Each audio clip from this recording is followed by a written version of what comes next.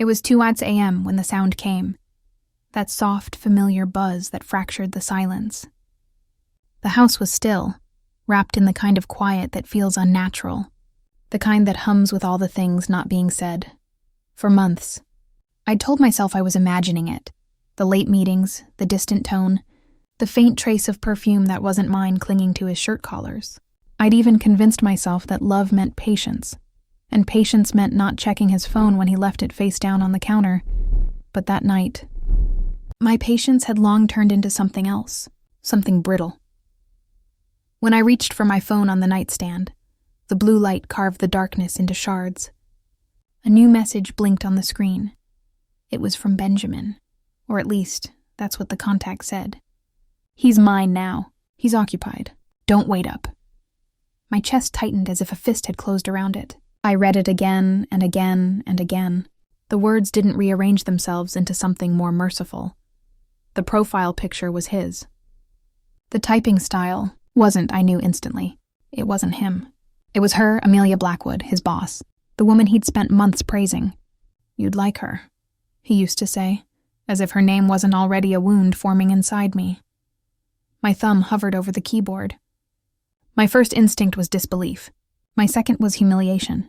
The third, a strange calm that felt like frost spreading through my veins. I typed only 3 words. "Keep him. We're done." And then I turned the phone face down on the bedspread, staring at the dim ceiling, my heart thundering in my throat. For a moment, I thought that would be it. That the night would dissolve into numbness, and tomorrow I'd simply begin the slow, invisible process of ending a marriage. But then, headlights. A car turning into the driveway. The soft crunch of gravel under tires. I froze. The digital clock glowed 2:30 a.m. He was supposed to be at work. So why? I walked toward the front window, barefoot on the cold hardwood. The light from the car cut across the living room walls like interrogation beams. My pulse pounded in my ears. Through the peephole, I saw them. Benjamin stood on the porch, his suit rumpled, hair disheveled, face pale. His hand hung awkwardly at his side like he didn't know what to do with it. Beside him, Amelia. Perfect. Poised, her lipstick still intact. And that smile, slow, deliberate, and viciously proud. It wasn't an accident that she was here. It was a presentation. She wanted to be seen, to show me what she had taken. I opened the door, slowly, deliberately. The night air poured in, thick with the smell of rain and gasoline. None of us spoke at first. The silence stretched so long it began to feel like its own language. Benjamin's mouth opened, then closed again. He looked like a man rehearsing an apology he no longer believed in. Amelia, however, said nothing. She didn't have to. Her hand brushed the lapel of his jacket like a claim. Something inside me cracked, not loudly, not visibly, but deep. Like the sound of ice splitting beneath the surface. "You should go," I said, my voice steady, unfamiliar even to me. Benjamin stepped forward. "Elena, Don't," I held up my hand. "You don't get to explain a message that said everything." Amelia tilted her head, the faintest smile still curling at the corner of her mouth. "I told him you'd take it badly." That sentence, those smug, perfect words, felt like a blade slipped between my ribs. And yet, I didn't flinch. I looked right at her and said quietly, "Take him, then. He's already gone." Her smile faltered. Just for a second, a hairline fracture of uncertainty. Benjamin looked at me, searching for something. Guilt, maybe, or permission to leave. But I had none left to give. Was this necessary? I asked, turning to him. "Bringing her here? Like I needed a demonstration?" He didn't answer. His silence was an admission, heavier than any confession. Rain began to fall, gentle, almost polite. The drops hit the porch railing in small, rhythmic sounds.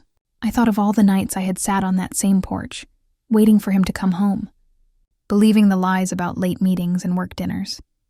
The same porch where I'd once kissed him goodbye before his first big promotion.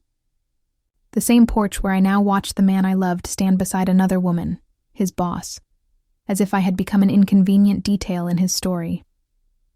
Amelia shifted her weight, clearly impatient. "This is getting awkward," she said softly, almost amused. I exhaled slowly, the kind of breath that empties more than lungs.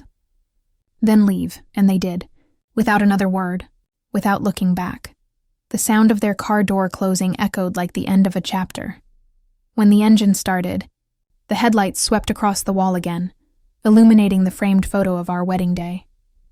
I watched the light slide over our smiling faces before it disappeared into the dark. When silence returned, it wasn't peaceful. It was hollow. I turned off the porch light, locked the door, and walked back to the living room. The photo was still glowing faintly from the reflection of the street lamp outside. I lifted it off the wall. My fingers traced the glass, his tuxedo, my dress, the white roses that now seemed almost mocking. I placed the frame face down on the coffee table. In the distance, thunder rolled, slow and low, like the beginning of something vast. And in that moment, I realized something strange. I wasn't crying, not yet. Not because I didn't care, but because some betrayals don't make you weep. They make you awake. What I lost that night wasn't just a husband. It was the illusion that love, no matter how flawed, would protect me from cruelty. And now that illusion was gone. Only the truth remained, sharp, cold, and luminous. The clock ticked again, the same as it always had. But the woman listening to it was no longer the same. Before everything fell apart, before the text that split my world in two, I was simply Elena. A woman who loved small, ordinary things. The sound of rain tapping against the studio window while I painted. The earthy scent of turpentine clinging to my fingertips. The quiet joy of coffee cooling beside a half-finished canvas. Back then, my world was color and texture and light. I didn't crave grand things, only meaning. And for a time, I believed Benjamin Wright was the embodiment of it. He arrived in my life at an art charity gala I could barely afford to attend. My paintings hung at the far end of the hall, abstract landscapes that most people passed without a glance. He didn't. He stood in front of one for so long that I began to feel embarrassed. When I approached him, he smiled. That kind of smile that made you feel seen in a room full of noise. "You painted this?" he asked. "Yes," I said, brushing invisible dust from my sleeve. "It's called Rest Between Storms." He nodded thoughtfully, then said, "I'll take it. Actually, both of them. Consider it an investment in your brilliance." That word. Investment. I remember it vividly because it sounded like flattery then, not foreshadowing. We started seeing each other after that. Coffee dates that turned into late dinners. Phone calls that stretched past midnight. He was attentive, kind, grounded, everything I thought I needed. Benjamin had a quiet confidence that steadied me. I was all emotion and paint stains. He was polished shoes and measured words. When we walked together, I often felt like the world made sense. Like someone had finally given structure to my chaos. He encouraged me to dream bigger, but slowly, the encouragement began to shift. "Maybe you should focus on more commercial pieces," he'd say gently. "Art people can actually buy."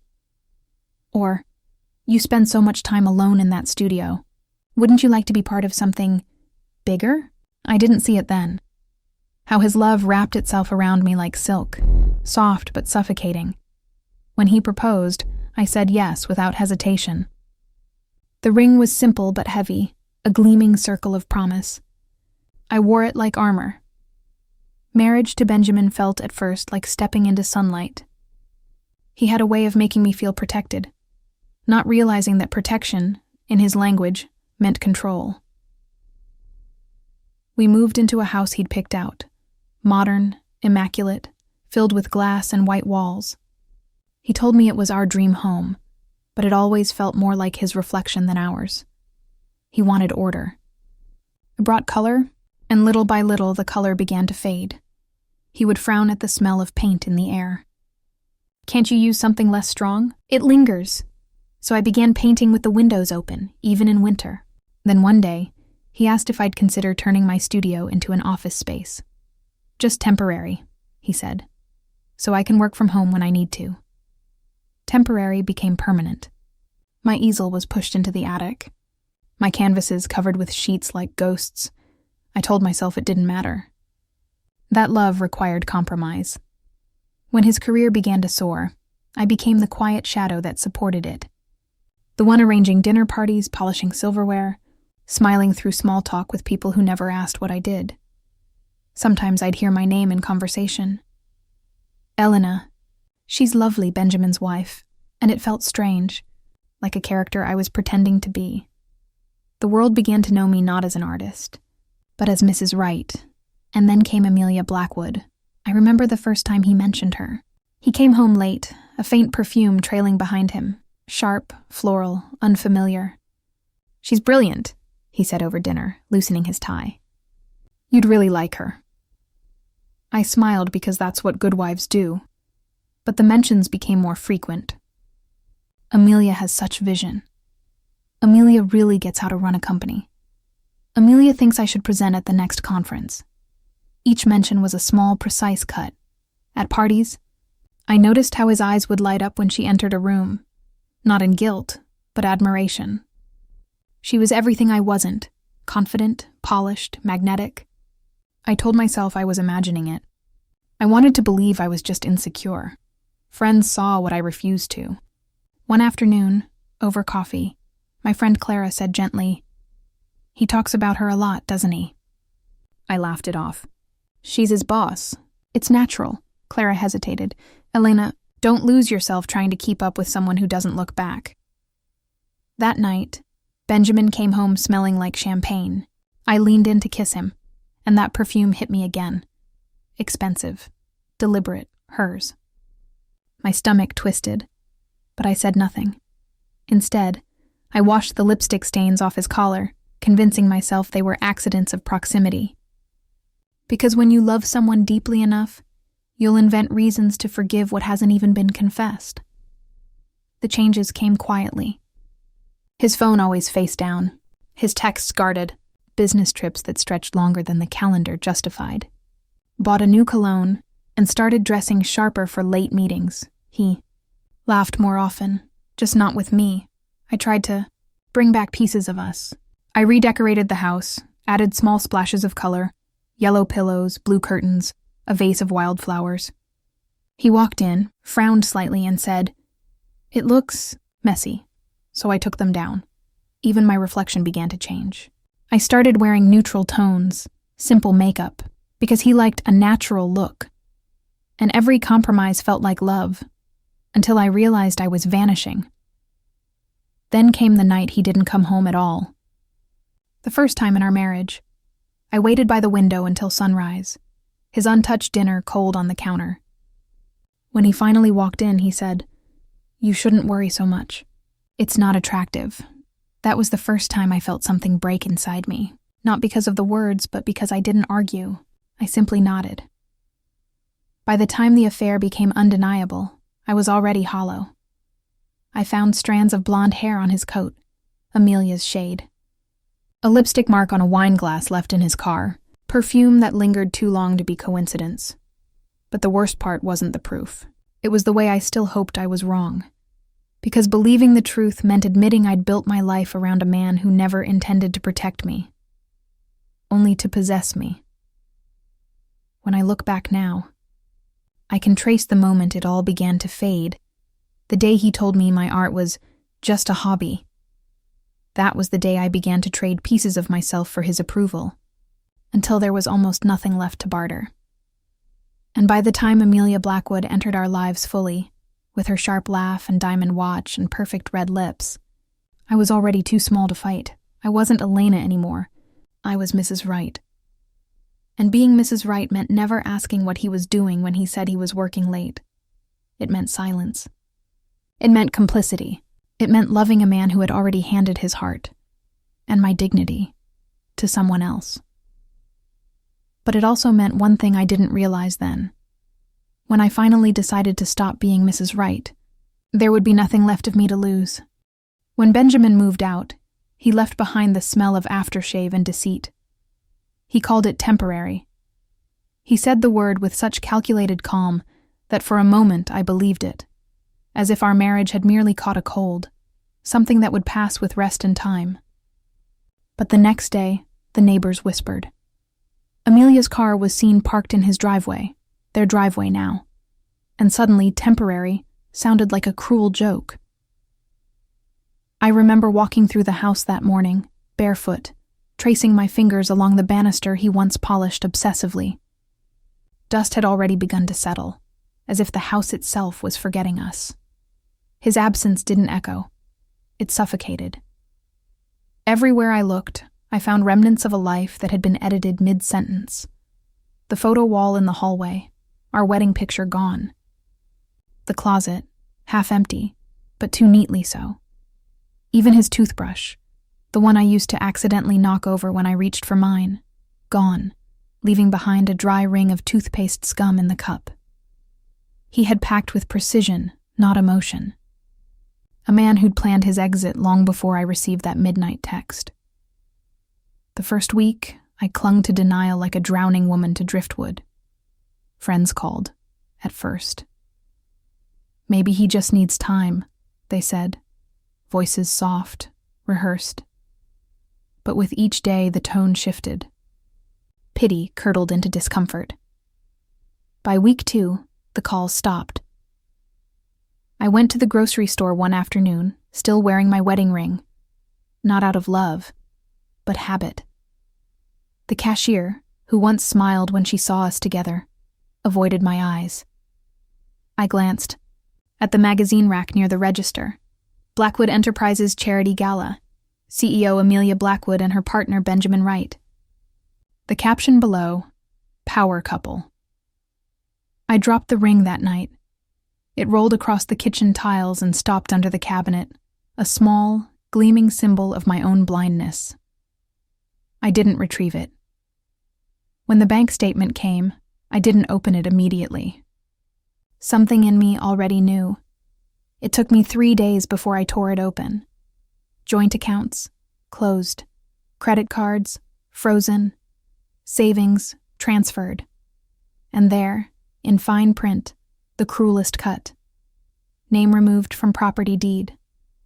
My hand went cold. My reflection in the window looked pale, ghostly, as if the paper itself had stolen my pulse. I called him. He answered on the second ring, his tone clipped, professional, as if I were a business contact interrupting a meeting. You removed my name? Elena, please don't start. Start? You erased me. I didn't erase you. I just moved things around. It's temporary until what? Until you calm down. Calm down. Those 2 words did what no betrayal could. They split me open. He used to say that phrase whenever I cried, whenever I felt something that inconvenienced him. Calm down, he'd whisper, pulling me close, pretending comfort while quietly suffocating me. But now it was different. There was no tenderness in his tone, only condescension. And then, as if reading from a script she'd written for him, he added softly, Amelia brings stability, Elena. She understands me. There it was, the sentence that ended our story. That night, I sat on the floor of what used to be my studio, his office now. The smell of paper and ink had replaced turpentine and paint. The walls were white, not the kind of white that welcomes light, but the sterile white of an erased canvas. I opened the drawer of his old desk and found my paints, dried, cracked, lifeless. I touched one tube, cobalt blue, remembering how it once stained my fingertips. My art had once been my pulse. But Benjamin didn't like the mess. Paint later, he'd say. When we have time, when things settle. Things never did. And now the only thing settled was the dust. I poured myself a glass of red wine, something deep, something that burned. I wasn't angry, not yet. I was hollow, like someone watching her own life through frosted glass. I lifted the glass to my lips, then stopped, The stem trembled in my fingers. The thought came quiet, almost tender. He replaced me so easily. My grip tightened. The glass slipped, shattering against the marble floor. For a moment, I just stared. Tiny shards glittered under the kitchen light. Reflections scattered everywhere. Each fragment caught my reflection, fractured and incomplete. And I thought, there I am. The version who gave up her art. The version who learned to make herself smaller to keep his peace. The version who believed love meant endurance, not equality. I knelt, fingers hovering over the glass, afraid to touch. Then, without thinking, I whispered to the shards. You made me small so you could feel tall. It wasn't rage. It was recognition. And recognition was far more dangerous. The next morning, I didn't cry. I brewed coffee, strong, black, the way I used to drink it before Benjamin convinced me I liked it, sweetened. I looked around the kitchen, stripped of warmth, and saw the truth laid bare. I had been living in a house that looked like happiness but felt like captivity. Amelia hadn't stolen my husband. She'd stolen my reflection. The one he had crafted. The one who looked just enough like me to make him feel powerful. Let her have him. Let her discover what it feels like to live in a mirror. One that reflects only his ego. As for me, I began to collect the broken glass from the night before, one shard at a time. I placed them carefully in a bowl on the counter. The edges glimmered in the morning light. Fragile, yes, but sharp. Beautiful, in their own way. Maybe that's what I was now. A collection of pieces, still dangerous to touch. That day, for the first time in years, I painted. Not on canvas, but on the kitchen wall. I dipped my finger in wine and drew a single uneven line across the pale white paint. A mark. Proof I still existed. The house of mirrors was breaking. And in the shards I was beginning to find myself again. Leaving wasn't dramatic. There were no slammed doors, no notes left on the counter. Just silence. The kind that settles when everything worth saying has already been said. I waited until dawn, when the first streak of light brushed against the curtains. The house, that empty museum of our former life, seemed to watch me as I packed. My movements were slow, deliberate, the way you might pack after a funeral. Because that's what it was, the burial of who I used to be. I opened the jewelry box Benjamin once gifted me, mahogany, lined with velvet. Inside, the gold pieces shimmered faintly, their beauty hollow. Every necklace, every ring, every earring had been part of the illusion. I picked them up one by one, weighing their memories against their worth. In the end, practicality won. I sold them all that morning. The clerk at the pawn shop barely looked at me. The exchange was mechanical. Cash for memories. I didn't feel guilt, only relief. With the money, I bought a one-way bus ticket to a town I'd once seen painted on a postcard. A small coastal place with a name like a whisper. Marrow Bay. The bus ride was long. The kind of long that forces you to sit with your ghosts. Outside, the world unfurled in muted colors. Fields, gas stations, faded motels. I kept my hands clasped in my lap, the faint indents of my wedding ring still visible. I traced the mark absently, wondering how long it would take to fade. When I finally arrived, the air was heavy with salt and seaweed. The ocean stretched endlessly, gray and alive, waves collapsing against the shore in steady rhythm. The sound reminded me of breathing, deep, unhurried. I found a cottage near the edge of town, half forgotten by time. The paint peeled in strips, and the windows rattled when the wind blew. But it faced the sea. That was enough. The landlord, a kind-eyed man named Peter, handed me the keys without asking questions. People in small towns have an instinct for silence. They know when not to pry. The first night I didn't unpack. I curled up on the couch, wrapped in an old quilt that smelled faintly of detergent and sea air. I listened to the waves through the open window and thought, maybe this was what freedom sounded like. Not joy, not triumph, just quiet. The days that followed blurred together. I lived simply. Cereal for dinner, tea gone cold before I finished it, the hum of the refrigerator filling the spaces where conversation used to be. At first, I did nothing. My body needed rest. My mind needed stillness. I let the tide of exhaustion wash over me. Sleep came in fragments, dreams tangled with memories. Benjamin's voice calling me too sensitive. Amelia's perfume lingering on his coat. But each morning, the sound of gulls pulled me back to the present. The silence that once frightened me began to soothe me. There was no one to perform for, no one to please. I could be clumsy, unkempt, unseen, and it was enough. One afternoon, I wandered into a cafe near the pier, Nora's place, the sign said in chipped blue paint.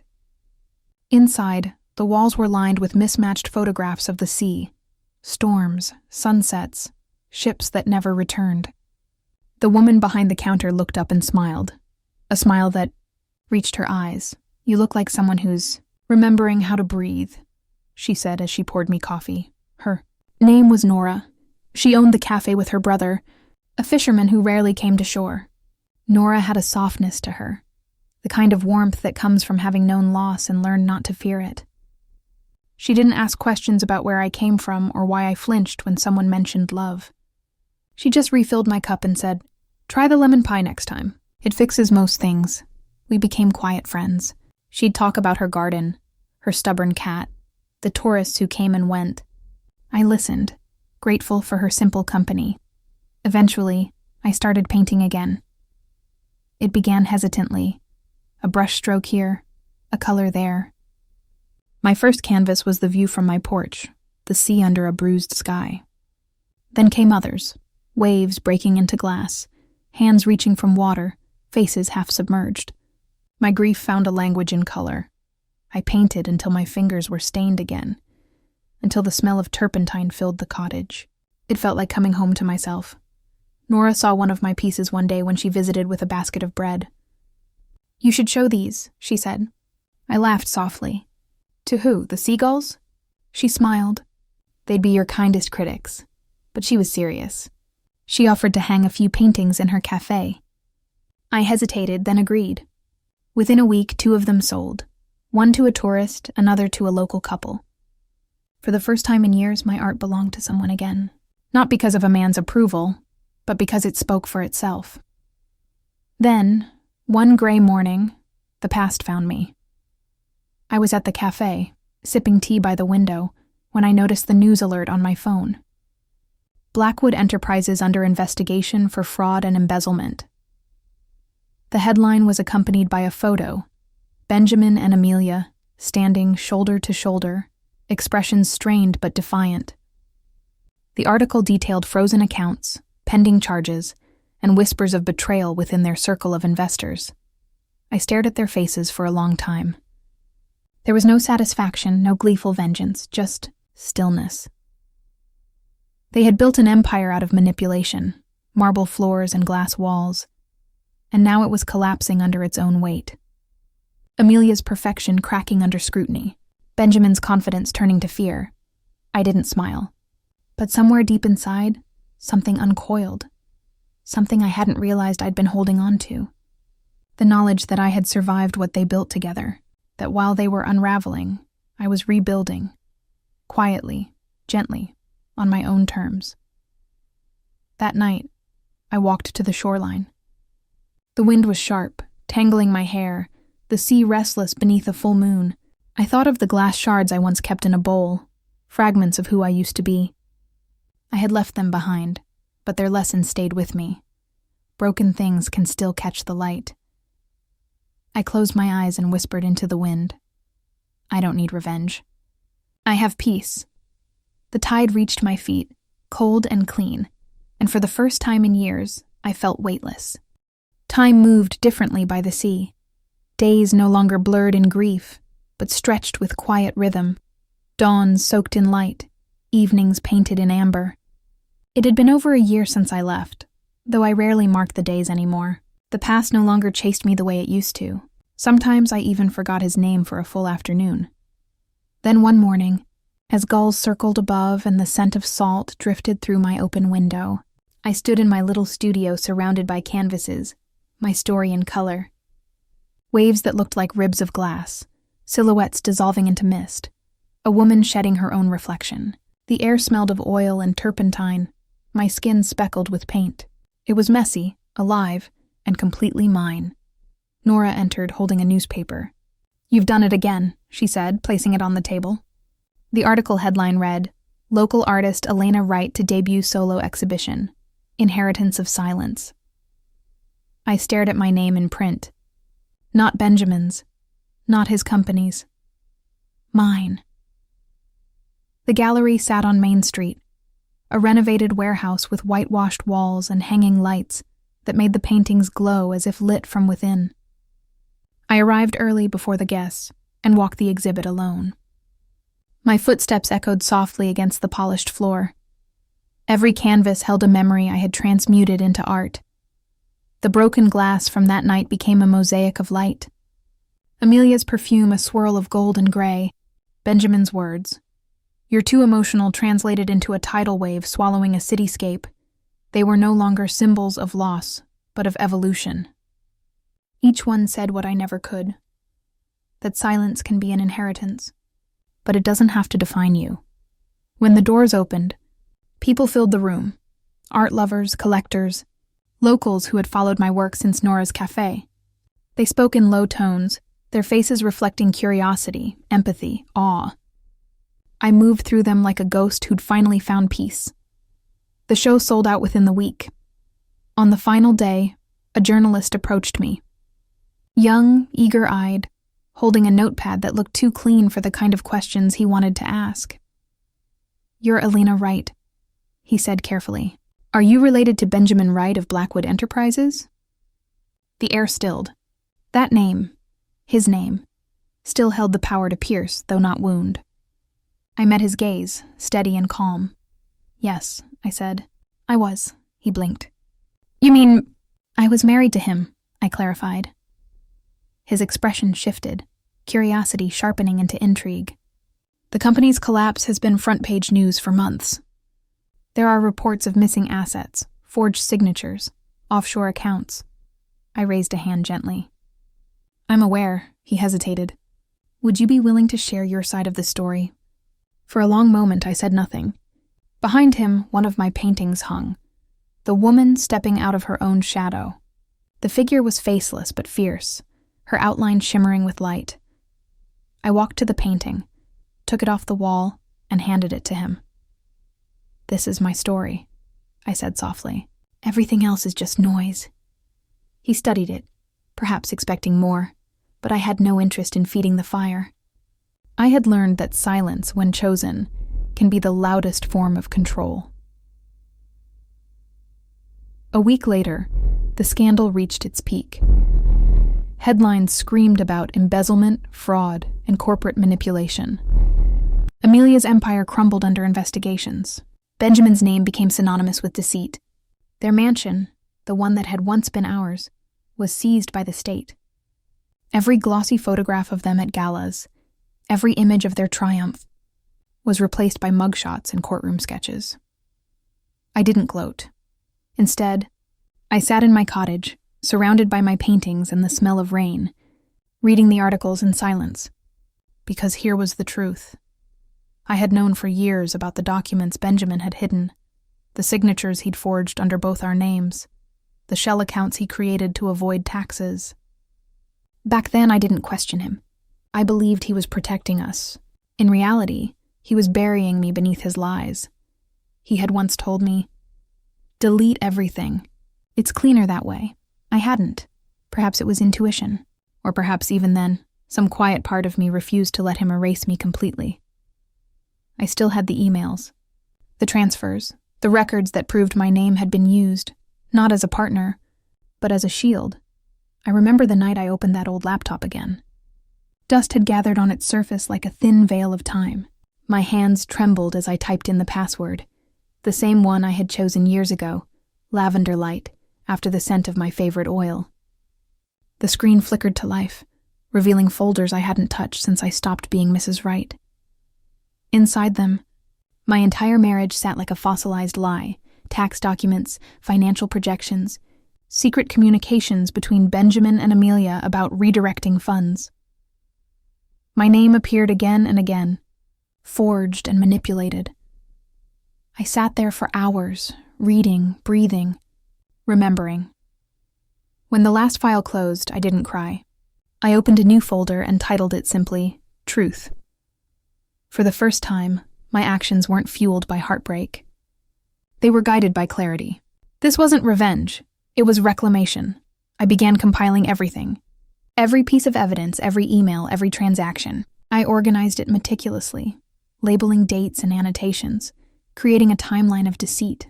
The painter in me treated it like art, precision in chaos, order in betrayal. Once complete, I contacted a lawyer, a woman named Valerie who specialized in corporate ethics cases. She listened to my story in silence, taking notes, occasionally looking up at me with a mixture of disbelief and admiration. "You could bring down an empire with this," she said. "I don't want to bring it down," I replied quietly. "It's already falling. I just want the truth to land where it should." Valerie smiled. "Then we'll make sure it does." In the weeks that followed, I worked quietly.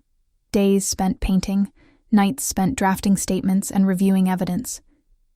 There was power in the duality, art and justice, creation and exposure.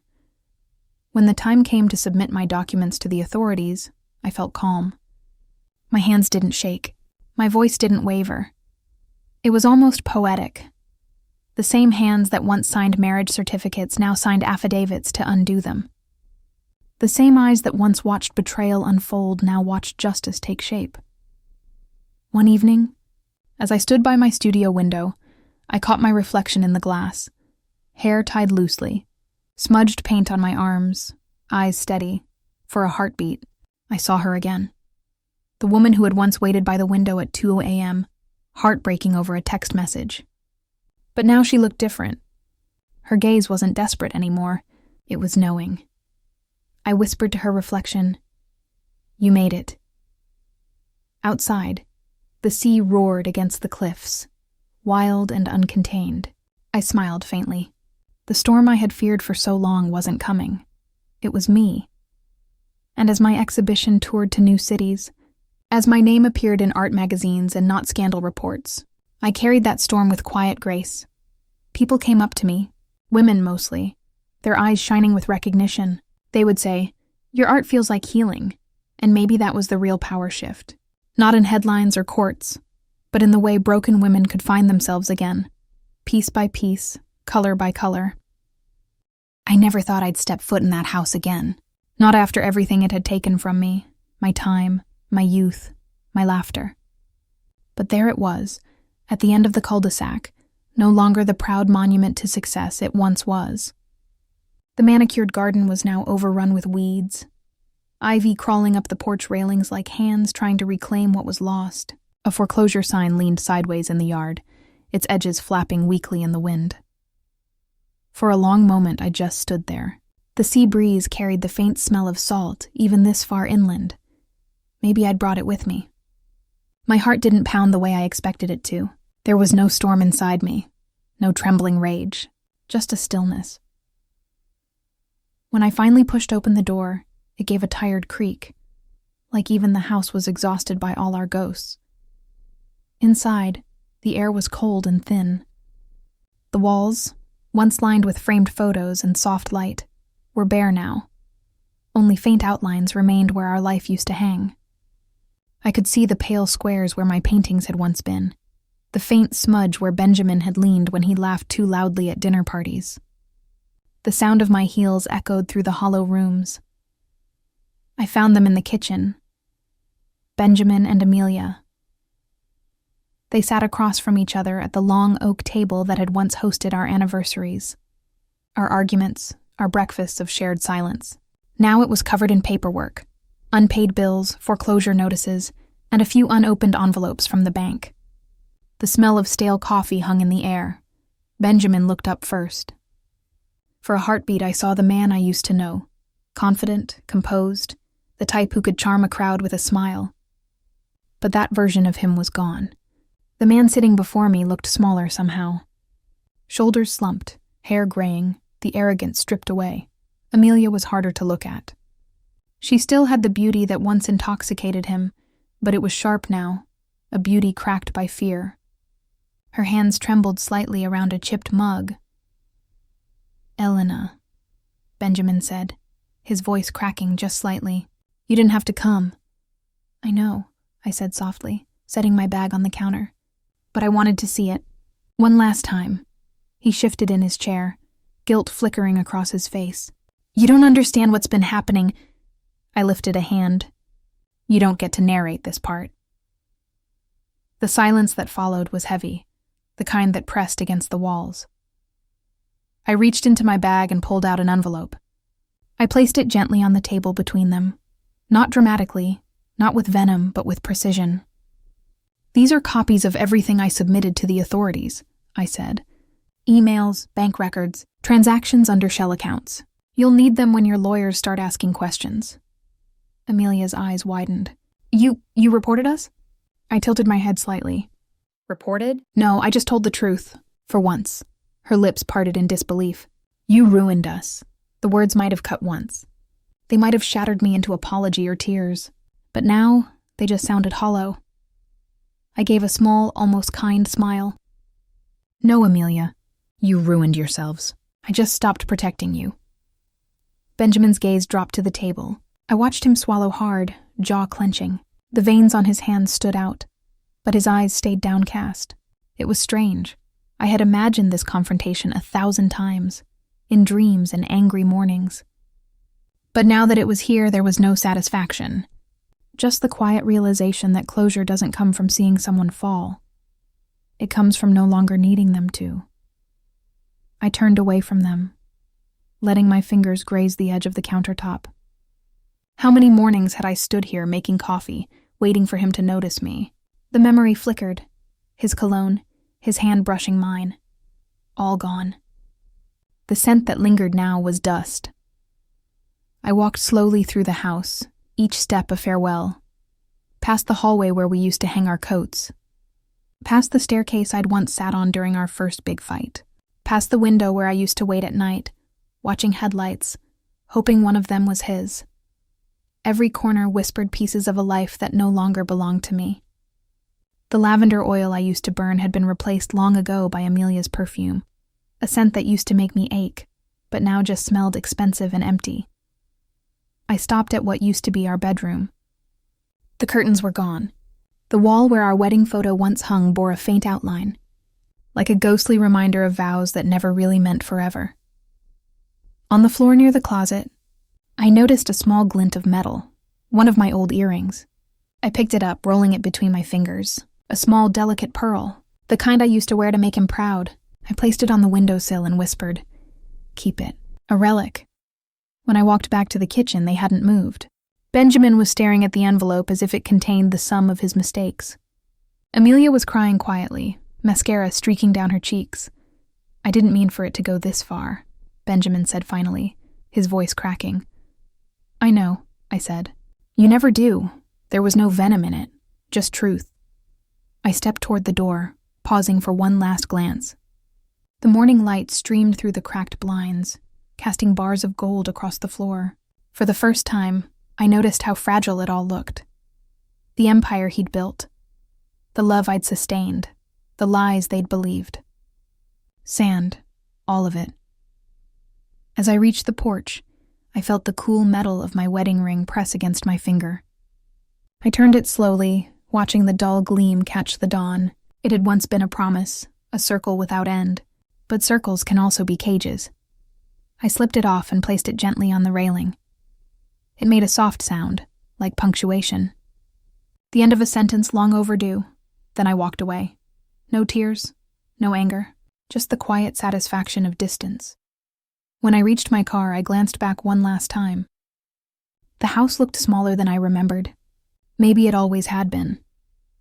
That night, back at my seaside cottage, the world felt lighter. The air was cool and salt-touched, the horizon fading into silver mist. I opened my windows and let the ocean in. The waves whispered against the rocks, soft and steady, the same rhythm as my own heartbeat. I stood there barefoot, the floorboards cool under my feet, and let myself breathe. Really breathe. For the first time in years, I wasn't holding my breath waiting for something.